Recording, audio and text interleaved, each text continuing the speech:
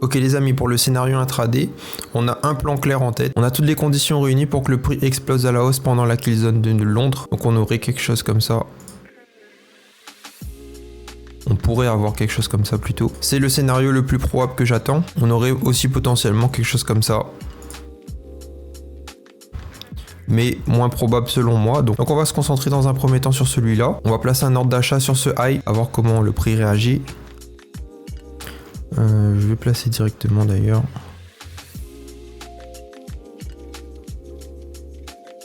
Vous voyez comment le prix a réagi dès le début, c'est très bon signe.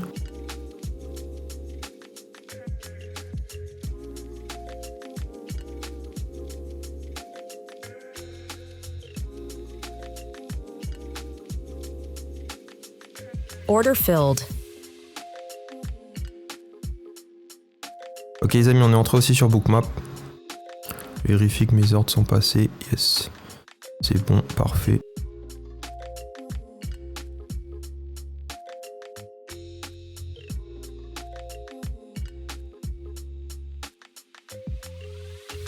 Ok les gars, on a eu la réaction brusque qu'on attendait. On va potentiellement se repositionner sur Bookmap puisque nos probabilités ont augmenté. J'attendais à avoir un bon point d'entrée par contre.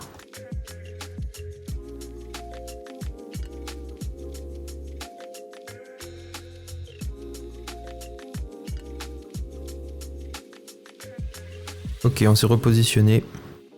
On va placer notre SL.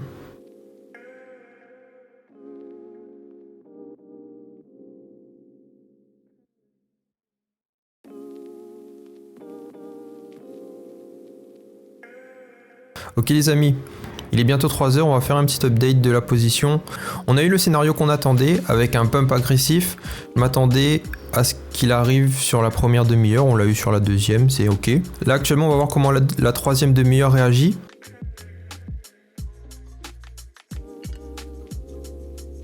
Au vu de la bonne réaction du prix et du respect de notre scénario, on peut maintenant déplacer notre SL sous le lot de la première bougie de la kill zone. Donc c'est ce qu'on va faire, on va réduire notre risque. Je vais vous montrer le PNL. Actuellement sur Bookmap, nous sommes à 200 $ par compte. Sur le challenge, nous sommes à plus 500, donc ça compte pas vraiment. Et sur les express de Top Step, nous sommes à plus 100 $. Donc comme je vous ai dit, là on va déplacer notre SL. Actuellement, on risque plus que 100 $ par trade pour viser une target à 600 $, donc on aurait un RR de 6. Je vais le faire aussi sur Bookmap.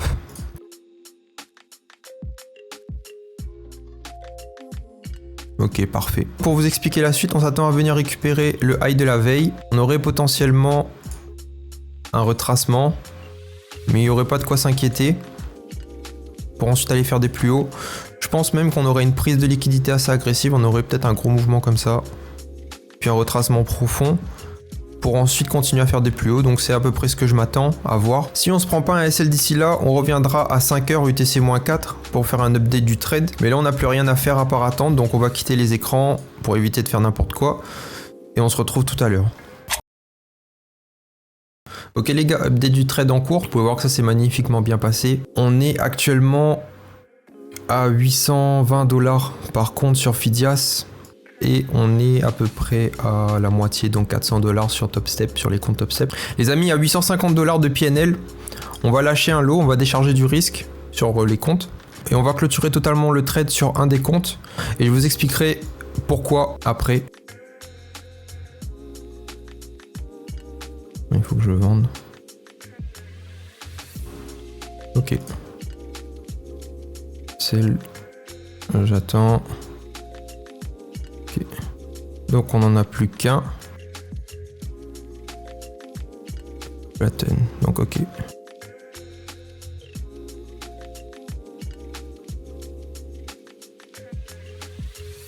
Donc c'est bon, on a bien clôturé à 837 $ sur ce compte. Sur les autres comptes, on a récupéré uniquement la moitié, donc 412 $. Donc à part ça, rien à signaler. Le trade se passe magnifiquement bien.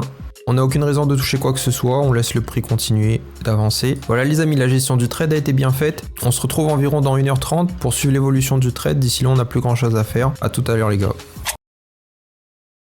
Ok, on est 30 minutes après la New York Kill Zone. Alors on n'a pas eu de chance, on a pris le retracement qu'on avait anticipé juste avant notre TP. Surtout que le price action est particulièrement agressif, c'est pas forcément quelque chose que j'aime voir. Ce qu'on va faire, c'est qu'on va attendre une belle réaction haussière, qu'on casse le high de cette bougie, et on déplacera notre SL sous ce lot, histoire de récupérer quelques billes, même si le prix se retourne. Actuellement sur les comptes, on est à plus 740 $ au total. Donc sur le trade en cours, il nous reste 325 $ de profit. Sur Top Step, on est à 300 $ de profit aussi. Vous voyez, on s'est retourné juste avant notre TP, c'est vraiment dommage. Donc là, on s'est mis à BE dans tous les cas. Le problème avec les Top Step, c'est que je n'ai pas encore pris de profit. J'étais entré uniquement avec un seul contrat comme d'habitude. Donc là, je suis obligé de manager le trade en déplaçant mon SL. Vraiment, j'attends cette réaction haussière là. Et après, on sera tranquille, on sécurisera au minimum à peu près, ouais, un peu moins de 300 $. Mais bon, ça rattrapera notre drawdown de la semaine dernière. Et puis tant pis, si on sort ici, c'est ok, on continue. Bon, on a eu la réaction qu'on souhaitait. On va déplacer notre SL sous le lot de cette bougie. On s'assure donc un gain minimum de 268 $. En théorie, si le scénario est bon, le prix devrait faire une ligne droite jusqu'à au moins ce high. Normalement notre TP, on l'espère.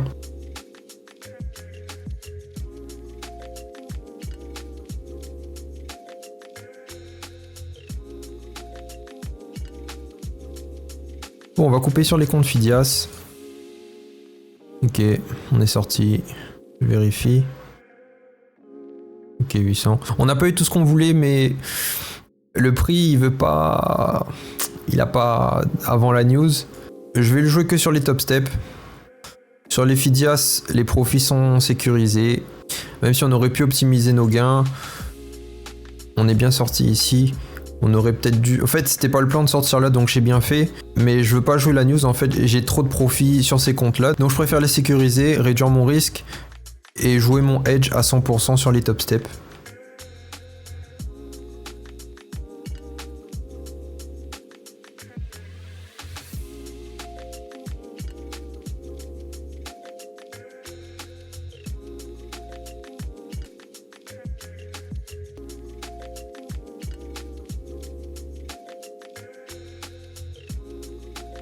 Order filled. Wesh. Ok. Ok les gars, on est sorti, c'est dommage. À partir de ce moment-là, c'est trop low probability pour tenir le trade. J'accepte mes gains en soi minime sur les top steps. On a mieux performé sur les Fidias, du coup on a fait 800 $ par compte. Sur les top steps, on a fait 278 $ par compte. On rattrape à peine le drawdown de la semaine dernière. Donc pour synthétiser, deuxième partie de journée un peu compliquée. La première partie s'est très bien passée. On a réussi à capitaliser sur la moitié du mouvement. Écoutez les gars, on prend ce qu'on a. En ce moment, c'est pas facile. On continue de travailler. En tout cas, le point positif, c'est qu'on est sorti du drawdown. Ok les refs, on est samedi et à partir de cette vidéo on va rajouter une nouvelle séquence. À la base l'objectif c'était de vous présenter mon parcours de trader jusqu'à l'obtention des 1 million de financement via les propres firmes. Pour l'instant j'enregistrais uniquement mes journées de trading et j'essayais de vous partager une journée par semaine si possible. Et après maintenant 4 vidéos j'ai un peu plus de recul, un peu plus de data et c'est vrai que les vidéos manquent un peu de contexte. On a du mal à suivre l'évolution du projet, l'évolution de mon PNL. Donc ce que je vais faire c'est qu'après chaque vidéo on va rajouter une séquence où je synthétiserai ma semaine de trading et où on aura une vue d'ensemble sur l'évolution du projet. Donc on va commencer, j'ai fait un petit tableau, on va décortiquer rapidement les colonnes. Donc la première colonne ça va être la semaine de trading en cours. Donc la première semaine où on a commencé la série de vidéos, ça a été la semaine du 7 juillet au 11 juillet. Cette semaine j'ai bien sorti une vidéo, on a eu 2 trades cette semaine, donc un trade gagnant et un trade perdant. On a commencé la série de vidéos avec 6 comptes de 50K, 5 comptes chez Fidias et 1 compte chez Top Step, donc avec un capital total de 300K. Et cette première semaine, on a fait 3481 $. J'avais déjà expliqué dans une vidéo précédente, donc on va pas tout refaire. C'est pour vous expliquer un peu le squelette du tableau. Actuellement, nous sommes à la 6e semaine. Il faut savoir que la semaine dernière, je n'ai pas sorti de vidéo. Pourquoi ? Puisque le marché était extrêmement compliqué pour moi. J'ai pris 3 trades perdants et 1 BE, avec un total de 2677 $ de perte. Mais la seule bonne nouvelle, c'est qu'on a validé un compte Top Step le 4 août, donc c'était lundi. Ça nous fait donc au total 8 comptes pour commencer cette semaine de trading. Donc cette semaine, on a eu un seul trade, un trade gagnant, c'est le trade que vous avez vu en vidéo précédemment. Ce trade nous a permis de faire au total 4896 $ de gains, donc avec à peu près 800 $ de gains par compte Fidias. et 272 $ de gains par compte TopStep. Donc voilà le montant.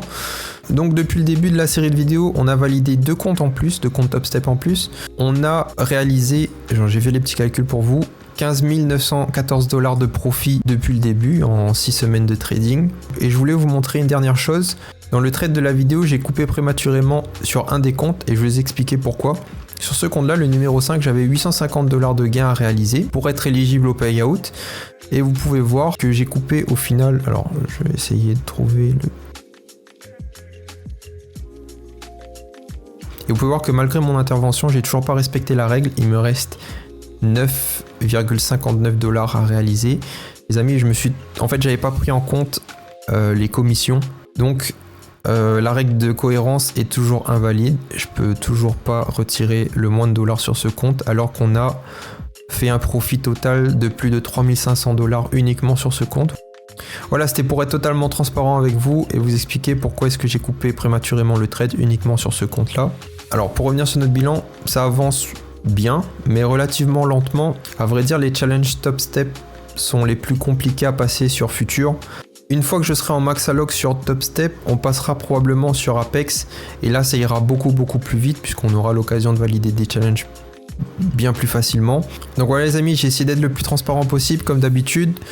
Je vous remercie d'avoir regardé la vidéo. On se retrouve la semaine prochaine. Ciao.